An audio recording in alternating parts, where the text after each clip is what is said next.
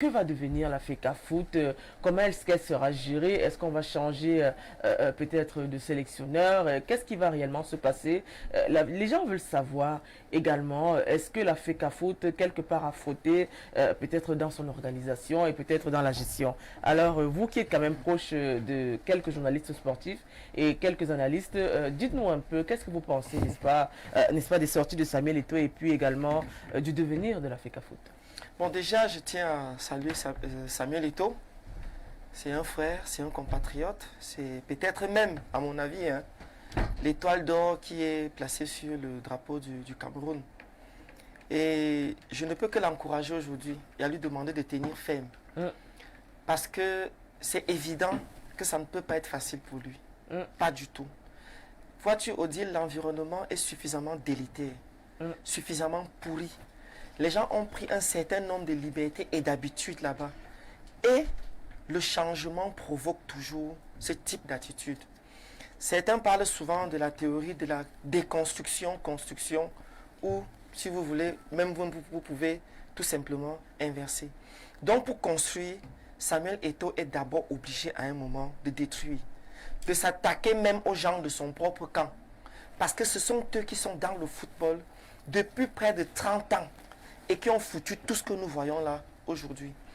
Et ce qui arrive à Samuel Eto'o aujourd'hui est symptomatique de la réelle nature de plusieurs Camerounais qui sont devenus, en se cachant derrière leurs petits doigts, les ennemis de leurs propres frères. Parce que vois-tu, Odile, si tu vois deux Camerounais s'asseyent quelque part, ils sont en train d'échanger, et peut-être, moi, à Guetoum Ange Raoul, je dis à l'autre que, bon, tu vois, Odile, pareil, là, c'est une dame, elle est très gentille, elle est très brillante, elle est très ci, elle est très ça. Mais, parce que j'ai dit du bien de toi, c'est parce que c'est naturel pour le Camerounais aujourd'hui, il va trouver le moyen de commencer à te... Non, non, ça c'est une mauvaise fille, elle est légère, elle est ci, elle est ça. Je ne sais pas ce qui empêche aux Camerounais de faire la promotion des autres Camerounais. Je pense ici à mes amis, mes frères, les Albezé, les Arthuzan, et bien d'autres encore. Que sont-ils devenus ou bien que deviennent-ils lorsqu'ils se placent sous le vert rouge et jaune? Et ce qui arrive à Samuel Eto'o est aussi, Odile, j'ai envie de dire, la préfiguration de ce qui va arriver au prochain chef d'État de notre pays. Il va vivre la même situation. Quand il va arriver, bon, on a 40... Vous connaissez déjà l'avenir? Je te dis, c'est ce qui va se passer, Odile. C'est ce qui va se passer. Parce que vois-tu, quand il va arriver, on va dire non, plus de 40 ans du président Biya, régime ceci, régime cela, pardon, excusez-nous. Il va sortir, tout le monde va applaudir, tout le monde va crier. Après son premier discours, les gens vont encore danser. 6 mois plus tard, 1 an plus tard, il sera obligé de passer par la chirurgie sans anesthésie. Je dis bien sans anesthésie. Les Camerounais te disent qu'ils n'aiment pas la saleté. Mais si tu veux mettre la propreté, ça devient un problème. Tout le monde crie, on ne veut pas la corruption. Mais quand tu veux lutter contre la corruption, c'est un problème. On est prompt à parler. Mais personne, en fait, ne veut changer.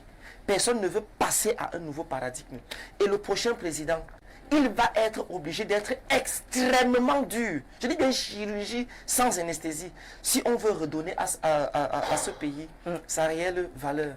En ce sens-là, j'apporte encore ici ce matin tout mon soutien à Samuel Eto'o. Je dis bien tout mon soutien.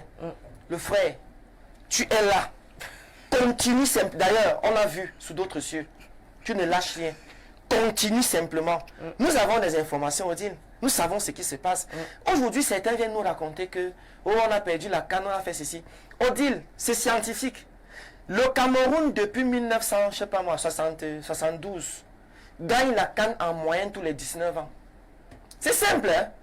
Entre 1972, où nous l'avons organisé. Donc vous vous basez sur les 1900... On a 2002 où la CAN a été gagnée.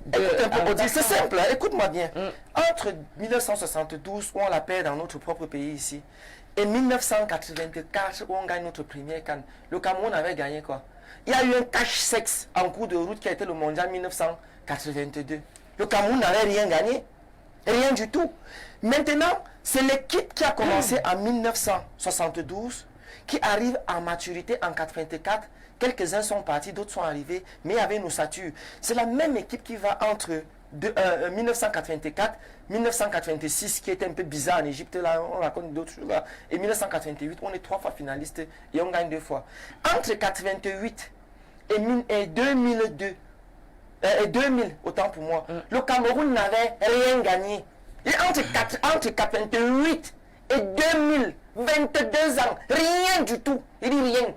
Certains veulent nous faire croire qu'on gagne la CAN quasiment tous les 2 ou 3 ans. Ça sont des conneries, Odile. Rien gagné. Maintenant, entre-temps, comme en 82, hein, il y a eu un cache-sexe en cours de route là, qui a été le mondial 1990. On est sorti juste au quart de finale. Il y a des CAN entre-temps, on avait été éliminé, on n'a pas participé. Il y a des CAN comme en 96 là, en Afrique du Sud, on nous a chassés au premier tour, comme si on n'existait même pas. Et on a la chance d'avoir une génération qui commence en 94, arrive à maturité en 2000, 2002, et on voit le résultat. 2000 et 2002, on gagne la CAN. C'est quasiment la même génération avec son ossature 1984 qui se retrouve encore en 2008, où on perd encore en finale face à l'Égypte. Entre 2002, Odile, et 2017 encore, le Cameroun n'avait rien gagné. On veut nous faire croire que quoi exactement? Que Samuel Eto'o est venu, il y a une... non. Ça, c'est simplement parce qu'il y a une volonté manifeste de quelques-uns de tout faire pour que Eto'o échoue. De tout faire pour qu'il échoue. Ça, c'est clair, c'est net. On sait qu'il y a des gens au Premier ministère, à la présidence de la République. Mais ça, c'est vous qui le dites, monsieur. Et aujourd'hui, il y a peut-être de l'argent qui ne circule plus comme avant. Et il y a aussi des relents politiques. Des relents politiques. Il y a trop de choses qui sont cachées derrière ce qu'on regarde là. J'apporte encore tout mon soutien à Samuel Eto'o ici. Et même à Rigobert Song-Bahanac. C'est 20 ans de football au plus haut niveau, Song-Bahanac. Donc dans son domaine, il est au minimum un agrégé. Et qu'est-ce que vous dites d'Emers Faye qui est arrivé, qui a trouvé une équipe Emers Faye, en 2 semaines, a fait gagner la CAN? Ah bah écoute un peu. Je veux bien qu'on me dise que Emers Faye a fait gagner la CAN à la Côte d'Ivoire en 2 semaines. Mais en même temps, Odile, tu vas me dire que Winfried Schaeffer, qui était venu gagner la CAN en 2002 avec les Lions, c'était lui qui avait gagné cette CAN. Non, il faut qu'on arrête. On peut dire que Gassé est parti. Mais ce qui est sûr, c'est qu'entre-temps, il a fait un travail de fond. Ils ont eu le courage de chasser Wilfried Zaha, hein, qui est de loin le meilleur joueur de cette équipe, hein, pour comportement indiscipliné notoire. Ils l'ont foutu à la porte. Et Emers Faye n'a fait que... Et en plus, il y a eu, sans vouloir diluer son travail, hein, oui. Franchement, il faut qu'on reconnaisse à César ce qu'il y a à César. Mais franchement, après le 4-0 là, c'était maintenant ou ça ou rien. Les Ivoiriens se sont réveillés. J'ai même entendu les Camerounais dire que voilà les Ivoiriens qui ont pris le vrai Hemley que nous avons. Parce que plusieurs fois dans les compétitions, le Cameroun se retrouvait dans la même situation. Ils étaient dans leur propre pays. Il y a ce sursaut d'orgueil. Regarde les caissiers au terrain. Les gars ne se baladaient pas. À contrario de certains de nos joueurs, qui, je ne vais pas dire qu'ils se baladaient, mais quand on voit, leur niveau ne peut pas être plus que celui-là. Maintenant, on doit bâtir, on doit construire. Gagner pour le Cameroun n'est pas un droit divin. Les autres peuvent aussi et doivent même parfois, de temps en temps, gagner. Assainissons l'environnement, construisons l'environnement. Et qui mieux, en ce moment, que l'une des plus grandes stars planétaires, qu'est Samuel Eto'o, pour construire ce type de situation. Maintenant, qui sont ceux qui font tout pour que ça ne marche pas? C'est encore ses propres frères camerounais. J'entends les gens parler de fonds de jeu. J'ai posé la question là au moins à 10 experts. C'est quoi un fonds de jeu? Ils te racontent des broutilles. Que non, le 4-4 ceci, 4-4 cela. Il faut arrêter ça, dis donc. Quand vous avez les joueurs d'une certaine qualité, vous pouvez imposer un style de jeu et une façon de faire. Tu crois que nous, le Cameroun là, on a les joueurs de la qualité des joueurs ivoiriens? Soyons sérieux. Regarde-nous toi-même. Donc, c'est difficile quand même de faire un très bon devoir avec un sujet relativement moyen, pour ne pas dire simplement un mauvais sujet.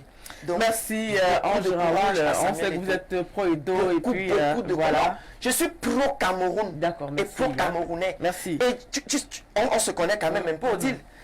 Nous nous retrouvons dans une situation aujourd'hui où ce ne sont pas des Camerounais, où ce ne sont pas des étrangers qui nous ont foutus là. Ce sont nos propres frères. Je me rappelle encore de cette petite ONG qui était arrivée au Cameroun à une époque où ils voulaient recruter des Camerounais, parmi lesquels moi. Quand on regardait nos salaires, ce n'était pas moins de 2 millions, 2 millions 5, 1 million et autres. Hein. Quand ils sont arrivés au niveau de nos institutions ici, c'est là-bas qu'on leur a dit que vous payez trop fort. Baissez plutôt ces salaires. On dit que mais, tu donnes 2 millions au gars là qui l'a fait quoi? Mais même 150 000 ou 200 000, s'ils ne veulent pas, ils en ont eu marre. Au moment ils ont déménagé. Je crois qu'ils avaient plié bagages, ils ont dit qu'ils préfèrent aller travailler, je crois, au Ghana ou n'importe, au Ghana, du moins dans un pays de l'Afrique de l'Ouest. Qui peut que le Camerounais détruit et dénigre le Camerounais? Et le dénigrement est devenu la chose la mieux partagée du monde. Si demain matin, je dis à me présenter à une élection, directement, tu verras même les gens que j'appelle des amis, commencer rien qu'avec le dénigrement. Je n'ai plus aucune qualité, aucun rien. Qui peut apprendre le foot à Eto'o aujourd'hui? Qui, entre-temps, même n'est même plus un footballeur, est devenu un homme politique, un homme qui se balade avec les chefs d'État. Mais le plus on va pas faire la politique. C'est pas la politique. C'est qu'il faut qu'on se revoie à un moment. Et il a tout mon soutien, Samuel Eto'o. Tout mon soutien. Vas-y frère, on est derrière toi.